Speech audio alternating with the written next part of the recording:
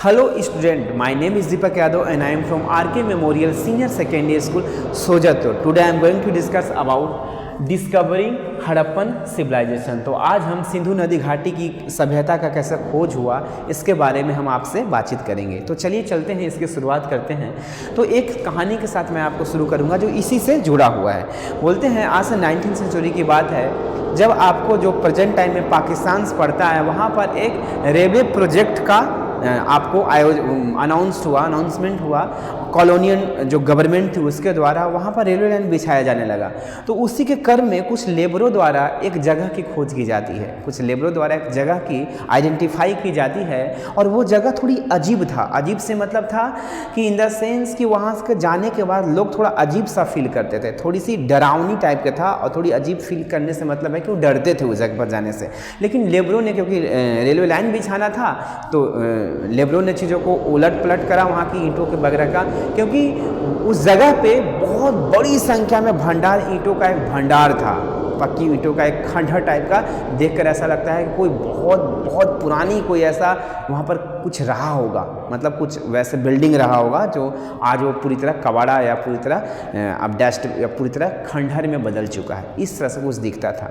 तो उसी के क्रम में और इसी के साथ ही साथ जो आसपास के जो लोग रहते थे, जो गांव विलेज थी, वहाँ के लोग इवन कुछ बहुत बड़ी संख्या में तो ईंटों को उठाकर अपने घर में जाकर लगा दिया, अपने घर में यूज कर लिया करते थे। तो आप कह सकते हैं कि उस खोज होने से पहले ही उस जगह का लगभग बहुत बड़ी मात्रा में बहुत सारे एविडेंस को तो लोग बर्बाद कर चुके थे, तोड़ ताड़ दिए थे और फेंक दिए थे, और चीज़ों को, कुछ बचे हुए चीज़ों को घर में यूज कर लिए थे। तो जो चीज़ बची थी उसके बाद में, बची हुई चीज़ों के बाद में पता चला कि हाँ, ये कोई बहुत बड़ी सिविलाइजेशंस के, वर्ल्ड की सबसे फेमस और अर्बन सिविलाइजेशंस का एक बहुत ही फेमस सिटी होगा। ये तो बाद में पता चलती है चीज़ें की। लेकिन इसी के क्रम में जब वो चीज़ें चलती रहती है, क्रम चलती रहती है, रेल प्रोजेक्ट बिछ रही होती है, तो इन दैट टाइम पीरियड में लोगों को, जो लेबर काम कर रहे थे, उनको स्पेशली उनको वहाँ से ईंटों को हटाना था। तो हटाने के साथ ही जब वो हटाने गए, डीपली चीज़ों को देखा उन्होंने, तो उनको थोड़ी अजीब से लगा तो ज़रूर, लेकिन उनको जितना हटाते गए वहाँ पर ईंटों की संख्या कम ही नहीं हो रही थी, क्योंकि वो बहुत बड़ी सिटी थी। ऊपर से मिट्टी जमने के कारण चीज़ें थोड़ी सी वो हिडन हो गया था, हिडन फॉर्म में था।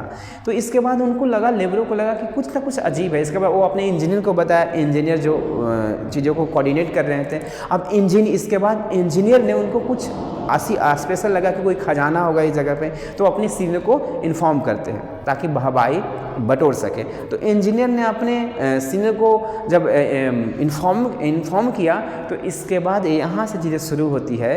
और फिर इसके बाद एक टीम आती है, टीम के ऑब्जर्वेशन करती है, ईंटों को भेजा जाता है लैबोरेटरी में। इसके बाद पता चलता है कि ये कोई बहुत पुरानी सिटी है।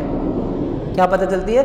बहुत पुरानी सिटी है। और लेकिन जब पुरानी सिटी पता चलती है तो सरकार जो थी वो एक टीम गठन करती है, उसको एक्सप्लोर करने के लिए, उस जगह को खोज करने के लिए, रिसर्च करने के लिए उस टीम को भेज दी जाती है। अब उस टीम को भेज दी जाती है जिसको लीड कर रहे होते हैं कनिंघम, जिनका नाम है कनिंघम। तो एक कनिंघम, जो अलेक्जेंडर कनिंघम, ये बेसिकली आर्कियोलॉजिस्ट ही थे, बहुत इनका रुचि था इस क्षेत्र में। तो इनके लीडरशिप में चीज़ों को देखा जाता है, खोज चल रही होती है और खोज चलती रहती है लंबे टाइम तक। और इसीलिए इनको, क्योंकि first time Alexander Cunningham the first director general of Archaeology Survey of India, ASI, Archaeological Survey of India, begin excavations in mid 19th century at Harappa. इस तरह से हड़प्पा में जो अलेक्जेंडर कनिंघम है वो एक्सकवेशन, खुदाई की शुरुआत करते हैं।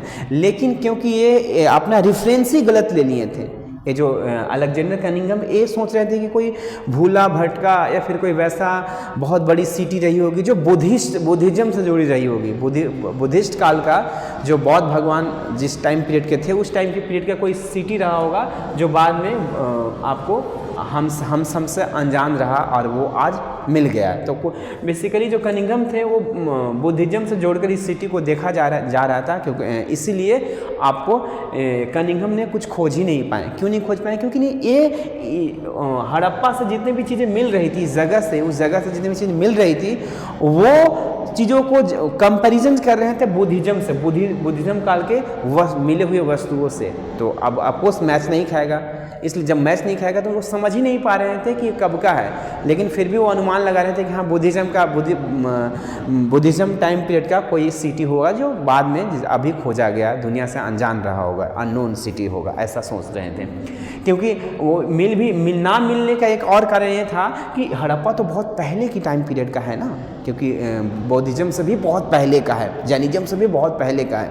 जब खोज होती है तब पता चलता है कि इंडिया की जो हिस्ट्री है वो आपको 4000 पीछे चला गया, क्योंकि पहले जो अंग्रेज जो थे वो बेसिकली 600 बिफोर क्राइस्ट एरा से ही मानते थे कि हाँ भारत में पूरी तरह जो आपको हिस्ट्री की विद द प्रमाण एविडेंस के साथ शुरू होती है वो लगभग 4 से 700 BC और 500 BC से शुरू होती है, बिफोर क्राइस्ट एरा से शुरू होती है। इसके पहले भारत में कुछ ऐसा चीज़ थी नहीं, हिस्ट्री नाम के और अर्बन नाम के कोई सिविलाइजेशन नहीं था, यहीं से शुरू होता है सेकेंड अर्बनाइजेशन से, ऐसा माना जाता था। लेकिन जब खोज होती है तो हमारा जो हिस्ट्री है वो 4000 पीछे चला जाता है, आपको बैक में चला जाता है। तो कनिंघम में कुछ खोज नहीं कर पाते हैं, लेकिन उन्होंने एक काम करते हैं, लगभग 1875 आते आते उन्होंने एक रिपोर्ट तैयार करते हैं अपने जो एक्सकवेशन जो एक्टिविटीज़ करते हैं उसके बेस पे, हड़प्पन सील के नाम से। तो हड़प्पन सील के नाम से इनके एक रिपोर्ट प्रकाशित होती है, पब्लिश होती है, और उस सील में इस सील के बारे में बहुत कुछ चीज़ें उसके फीचर्स के बारे में बताते हैं। लेकिन सारा क्या था कि वो कंपैरिजन इससे कर रहे थे, रेफरेंस गलत था, वो आपको बुद्धिज्म से कंपैरिजन कर रहे थे, बुद्धिज्म के कोई सिटी से भूले हुए सिटी मान रहे थे, जिसके कारण इनकी ज़्यादा चीज़ों को रिलेवेंट होती नहीं है, कुछ खोज नहीं पाते हैं क्योंकि रेफरेंस गलत था। अब आगे चलते हैं इसी अब आता है 20th सेंचुरी की बात है। 20th सेंचुरी में subsequently more seals were discovered by archaeologist like Dayaram Sahni. इसके बाद कई टीम आती है वहाँ पर आपको खुदाई के काम करती रहती है, एक्सकवेशन करती है। उन्हीं टीमों में से एक आर्कियोलॉजिस्ट थे जिसका नाम था दयाराम साहनी। तो दयाराम साहनी ने आपको उसी जगह पर, उसी हड़प्पा नामक जगह पे बहुत सारे सील की खोज करते हैं। अब सील की खोज करने पर उसको जब स्टडी करते हैं तो इनको एक सेम पैटर्न दिखता है कि ये लगता है जितने भी सील है सब में सेम पैटर्न यूज किया गया है, सेम पैटर्न के तहत बनाया गया है। तो उनको लगता है कि कुछ ना कुछ अलग दिखता है। इसके बाद वो और रुचि के साथ, इंटरेस्ट के साथ चीज़ों को खोजने के प्रयास करते हैं।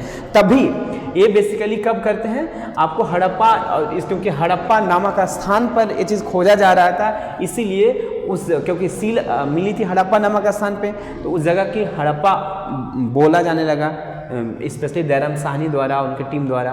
तो ये चीज़ यहाँ से सील जो मिली वो तो एक, उसका स्टडी करने के बाद एक तो पता चल गया कि एक सीक्वेंस में चीज़ें चल रही है, एक सीक्वेंस में सब चीज़ को बनाया जा रहा है सील को। अब उसी के लगभग एक साल बाद 1922 के आसपास एक और आर्कियोलॉजिस्ट हैं जिनका नाम था राखलदास बनर्जी। क्या राखलदास बनर्जी, उन्होंने एक नई सिटी की खोज कर देते हैं जिसका नाम था मोहनजोदारो। और बेसिकली मोहनजोदारो, ये जो मोहनजोदारो था, राखलदास बनर्जी नई सिटी की खोज करते हैं जिसका नाम था मोहनजोदारो। और ये जो सिटी था ये हड़प्पा से भी बहुत बड़ा था, बहुत भव्य था।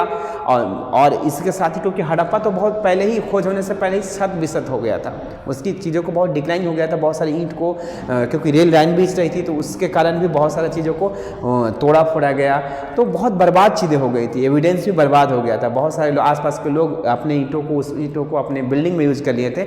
लेकिन ये मोहनजोदारो था, ये पूरी तरह कम्प्लीटली सॉलिड मिली उसमें, क्योंकि ये पूरी तरह शहर बसी थी और बाद में उस पर मिट्टी जम गई, ऊपर से मिट्टी की परत, बहुत टाइम बाद। तो जस्ट के तस मिली और इसको खोजे जाने के बाद में नई डायरेक्शंस की शुरुआत, नई डायरेक्शंस मिलती है लोगों को। अब जो आर्कियोलॉजिस्ट होते हैं वो नई दिशा मिलता है, और यहाँ से मिलने वाली सील और हड़प्पा से मिलने वाली सील और मोहनजोदारो से मिलने वाली सील को कंपैरिजन की जाती है, तुलना की जाती है, तो पता चलता है कि जो सील है वो सेम पैटर्न से दोनों जगह के सील को बनाया जा रहा है।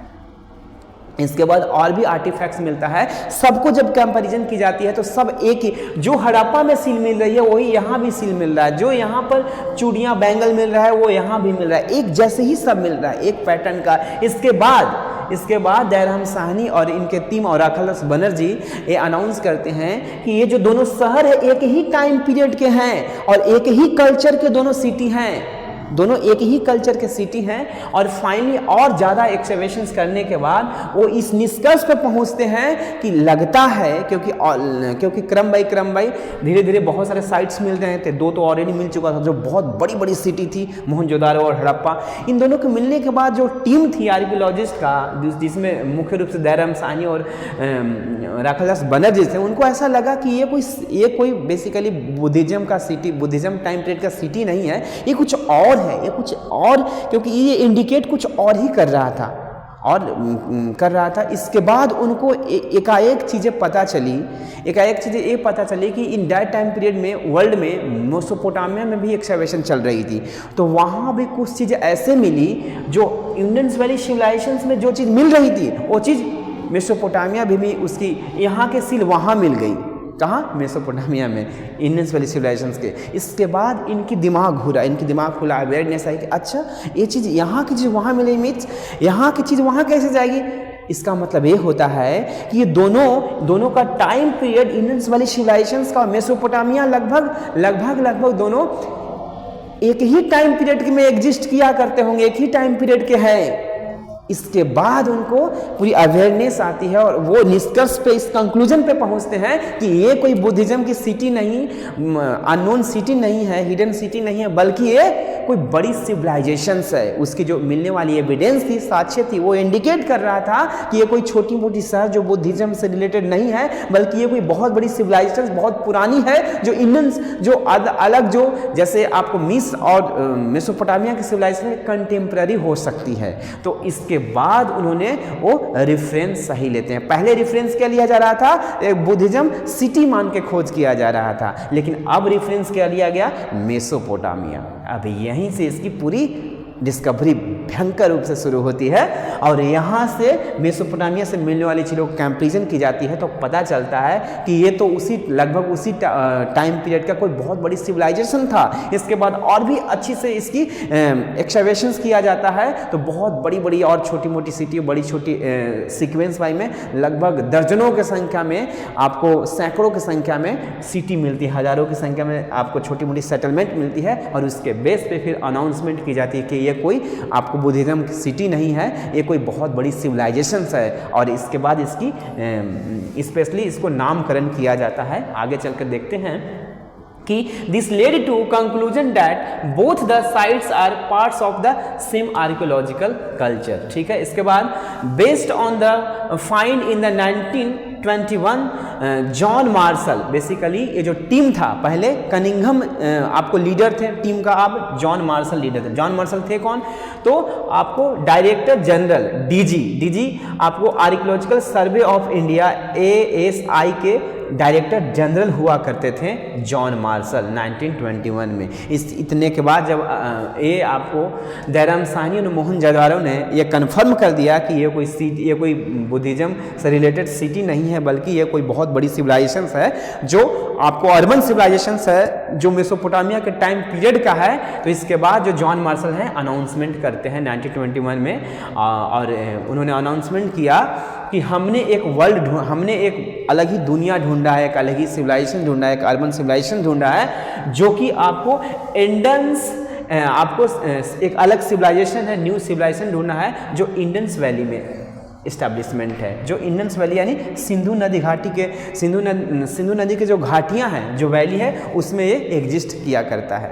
तो इसके बाद यहाँ से अनाउंसमेंट होती है। इसके बाद विधिवत तरीके से चीज़ें और भी आगे बढ़ती है। फिर सरकार ने और थोड़ी सीरियसली लेती है। ऑल ओवर दुनिया में चीज़ जब इन्फॉर्मेशन जाती है तो लोगों को पहले क्या लगता था कि इंडियन जो है उनकी इतिहास तो बहुत छोटी सी है, लगभग 600 बिफोर क्राइस्ट एरा से शुरू होती है, लिखित रूप से ये मानते थे लोग पहले। लेकिन इसको जैसे ही मिलते ही वैसे ही हमारा इतिहास लगभग 4000 ईयर बैक चला गया, 3000 ईयर बैक चला गया और हम और भी हमारी गर्व से चीज़ें इंडियंस की और रिस्पेक्ट बढ़ गई। इस तरह से चीज़ें और भी खोज होती गई। फिर इसके बाद गवर्नमेंट ने भी थोड़ी इनिशिएटिव लिया, सीरियसली चीज़ों को लिया और कदम उठाया और कई टीमों को गठन किया और चीज़ों को एक्सकवेशन और तेज़ी कर दिया। इसके बाद इसकी फंडिंग भी बढ़ाया गया और बहुत ढंग से काम होने लगी और डिस्कवरी होती चली गई और सीक्वेंस वाइज में बड़ी बड़ी शहर, छोटी छोटी शहर दर्जनों संख्या में, आपको हज़ारों की संख्या में मिलती गई, कुछ पाकिस्तान में, कुछ इंडिया में। और फिर बाद में पता चला कि इसकी एक्सकैवेशन जो है, इसकी फैलाव जो है लगभग अफगानिस्तान तक जाती है, दक्षिण में महाराष्ट्र तक जाती है, उत्तर में आपको जम्मू कश्मीर के मांडा तक जाती है, ईस्टर्न्स में आपको यूपी के आपको आलमगीरपुर तक जाती है। इस बड़े से एरिया में फैला हुआ था, कोई छोटी मोटी नहीं एरिया, एक कोई आज जो वर्तमान में पाकिस्तान से उससे भी क्षेत्रफल में बहुत बड़ी संख्या में, बड़ी एरिया में आपको इंडियंस वैली सिविलाइजेशन फैला हुआ था। ये फिर चीज़ें बाद में धीरे धीरे पता चलती हैं। आगे चलते हैं। John Marshall's tenure at Archaeological Survey of India mark a major change in Indian archaeology. जब जॉन मार्शल्स आपको डीजी बनते हैं, डायरेक्टर जनरल बनते हैं आर्कियोलॉजिकल सर्वे ऑफ इंडिया का, तो क्योंकि इसके पहले वाले जो थे वो कनिंघम थे, और कनिंघम बेसिकली वो आर्कियोलॉजिस्ट थे नहीं, उनको माना जाता है, लेकिन बेसिकली वो अलग व्यवसाय से रिलेटेड थे, जिसके वजह से वो बहुत अच्छे ढंग से चीज़ों को हैंडल नहीं किया उन्होंने, कनिंघम ने, और कुछ खास खोज भी नहीं हुआ। लेकिन जैसे जॉन मार्शल आए, क्योंकि वो प्रोफेशनल थे, इन्हें पूरी तरह आर्कियोलॉजिस्ट थे, आपको पुरातत्व से रिलेटेड थे। इसके बाद ये अलग अलग देशों में काम भी इन्होंने किया था, जैसे ही was the first professional archaeologist to work in India and the brought his experience from working in the Greece and Crete. आप बोलता है कि ये जो जॉन मार्शल थे वो आपके एक आर्कियोलॉजिस्ट हैं और वो ग्रीस में भी काम कर चुके हैं और क्रीट नामक देश वहाँ भी काम कर चुके हैं। तो इस तरह से अलग अलग देशों में काम करने के बाद जॉन मार्शल को इंडिया लाया गया और फिर इंडिया में इन्होंने काम किया और ज़बरदस्त काम किया। क्या फिर डेवलपमेंट हुआ, बड़ी बड़ी सिटी को खोजा गया और बाद में पता चला कि ये जो कोई छोटी मोटी चीज़ नहीं है, ये तो बहुत बड़ी ट्रेजेडी और बहुत बड़ी ये सिविलाइजेशन सभ्यता है, जो आज से लगभग हज़ारों साल पुराना और हज़ारों साल एंशिएंट का है। ये चीज़ें धीरे धीरे पता चलती जाती है। आगे बोलता है also beside spectacular find he was also interested in looking for patterns in day to day life as well। देखो पहले के जो लोग थे, जो भी डायरेक्टर जनरल बन रहे थे, उनको क्या लग रहा था कि ये कोई बहुत पुरानी चीज़ है, तो यहाँ पर एक्सकैवेशंस करने, खुदाई करने के बाद कोई बहुत बड़ा खजाना मिल जाएगा, सोने चांदी गोल्ड सिल्वर का, तो हम बेसिकली हमारी वाहवाही होगी। तो ये जितने भी आपको इसके कनिंघम पहले आए थे, फिर जॉन मार्शल आए, वो भी यही सोच रहे थे कि खुदाई करने के बाद, एक्सकैवेशन करने के बाद कुछ ऐसा खजाना मिल जाएगा जिसको हम दुनिया के सामने रख के वाहवाही बटोर पाएंगे, अपने जो ब्रिटिश गवर्नमेंट से शाबाशी पाएंगे। लेकिन ऐसा कुछ था ही नहीं, उनको कुछ ऐसा मिला ही नहीं। लेकिन एक अच्छी बात ये थी कि कनिंघम से ज़्यादा अच्छा जॉन मार्शल को माना जाता है, क्योंकि इन्होंने आपको स्पेक्टैकुलर चीज़ों को, जो लग्जरी चीज़ है उसको ढूंढने के साथ साथ, उन्होंने खजानों को ढूंढने के साथ इन चीज़ों में ही इंटरेस्टेड थे कि जो इन दैट टाइम पीरियड के जो लोग थे उनके डे टू डे लाइफ कैसा था, कि वो क्या सोचा करते थे, क्या पहना करते थे, कैसे ड्रेसिंग सिस्टम कैसी थी, फूड सिस्टम कैसा था उनका, इन सब चीज़ों के बारे में वो जानने का प्रयास किया। और बाद में फिर आज जो हम पढ़ते हैं सब इन्हीं लोगों का देन है। तो अब जॉन मार्शल ने इन सब चीज़ों पर भी काम करा और इसके बाद फिर बहुत अच्छे ढंग से चीज़ें को डेवलपमेंट किया गया, बड़ी बड़ी डेवलपमेंट हुई और चीज़ें बहुत नई नई फॉर्म में चीज़ें निकल कर आती चली गई और इंडियन वैली सिविलाइजेशन का डेवलपमेंट होता चला गया और नई नई साइट्स को आपको डिस्कवरी किया जाने लगा।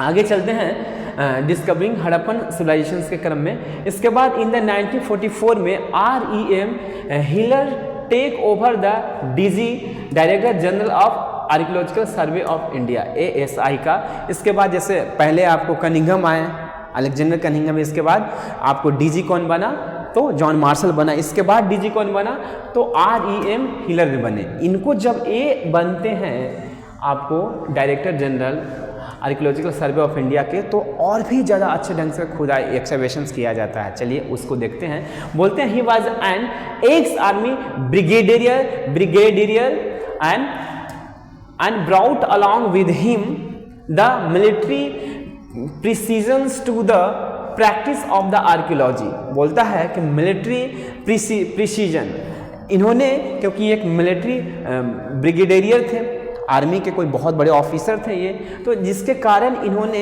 बहुत पहले के जो लोग थे, वो जो जितने भी जॉन मार्शल थे, कनिंघम थे, उन्होंने क्या, उनका जो एक्सकवेशन या खुदाई करने का जो ढंग तो बहुत अलग था।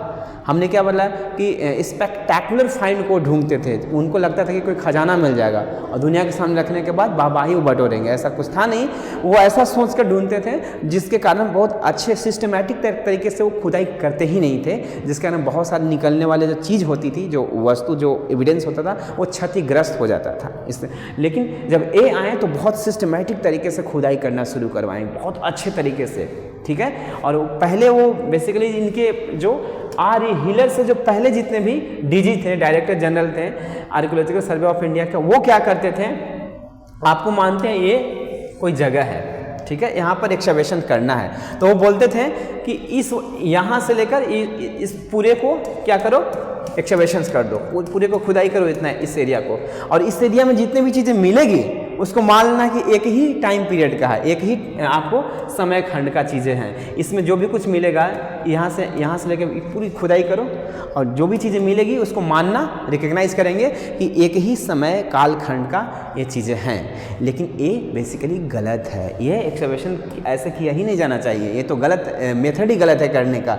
और ऐसे क्या होती है, बहुत सारे क्षतिग्रस्त हो जाता है, और ऐसे भी चीज़ों को आइडेंटिफाई करने में कि कौन सा कालखंड का है, उसमें बहुत प्रॉब्लम आती है, वो हो ही नहीं पाता। जिसके लिए आप एक्सकवेशन कर रहे हैं, जिस चीज़ को जानने के लिए, वो कभी जान ही नहीं सकते ऐसे में।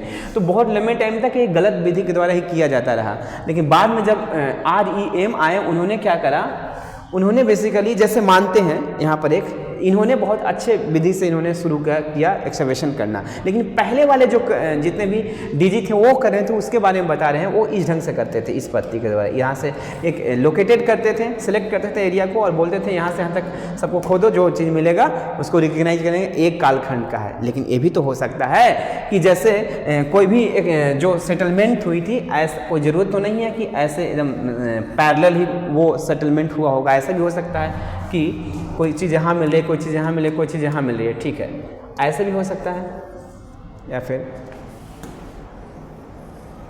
ठीक है, ऐसे भी हो सकता है, कोई चीज़ यहाँ मिल रहा है, कोई चीज़ यहाँ मिला, ठीक है।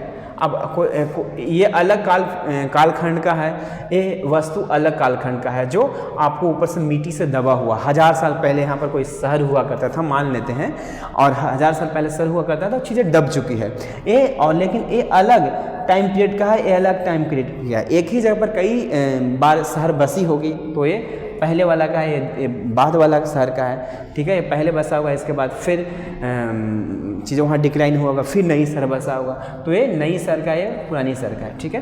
तो ये अलग टाइम पीरियड का हुआ, ये अलग टाइम पीरियड की जो वस्तु हुई, ठीक है, इस तरह से। और इस विधि से हम खुदाई करेंगे, और हमें जानना क्या है, जो मिलने वाली चीज़ों को कालखंड जानना है कि कौन सा वस्तु मिल रही है, किस कालखंड का है, कार्बन डेटिंग के द्वारा।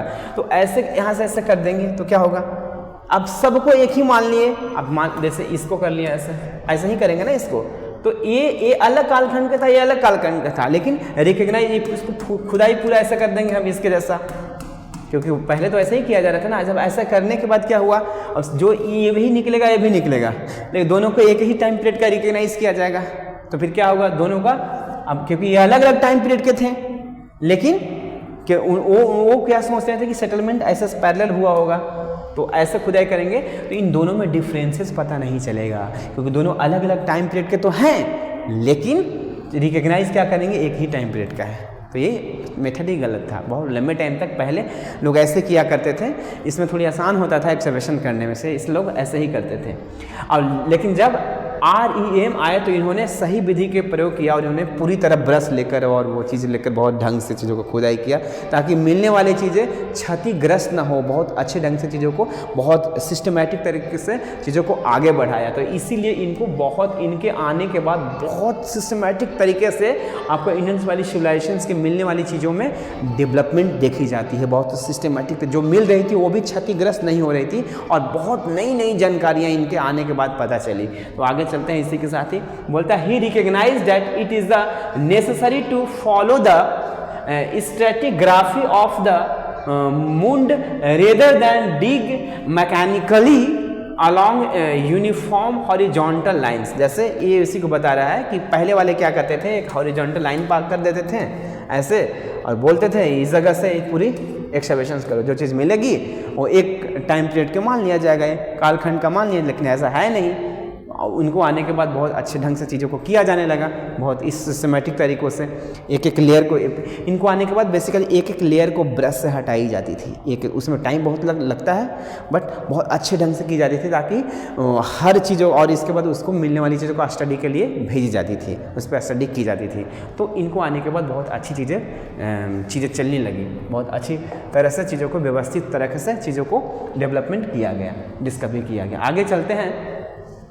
With the partitions major Harappan sites went to Pakistan, और इसके बाद 1947 में 15 अगस्त के बाद इतना में क्या होता है, इंडिया आज़ाद भी होता है, इंडिपेंडेंस भी प्राप्त करता है। एक दिन पहले आज़ादी से आपको पाकिस्तान पार्टीशंस भी हो जाता है। जो इंडियन सब कॉन्टिनेंट है वो बेसिकली दो देशों में बढ़ जाता है, इंडिया और पाकिस्तान, आपको कम्युनिटी के बेस पे। इसके बाद अधिकांश जो शहर थे जहाँ पर एक्सकवेशंस हो रही थी, खुदाई चल रही थी, वो पाकिस्तान में चले जाते हैं। तो अब सबसे बड़ी मुसीबतें हो गई इंडियन गवर्नमेंट के लिए कि वो अब खुदाई करे तो कैसे करे, क्योंकि गवर्नमेंट अब अलग हो गई। कुछ करने के लिए, छोटी सी चीज़ करने के लिए भी अब इंडिपेंडेंटली किया नहीं जा सकता स्वतंत्र रूप से, परमिशन लेना पड़ेगा, परमिशन लेने के लिए टाइम लग जाएंगे। तो इस तरह से बहुत सारे एक्सकवेशन बीच में बाधित हो गई, लेकिन इंडियन गवर्नमेंट में पूरी नई जोश और नई तौर तरीक़ों से अपनी काम को जारी रखा। किस रूप में देखते हैं। This prompteds Indians archaeologist to located Indian valley civilisation site in the India.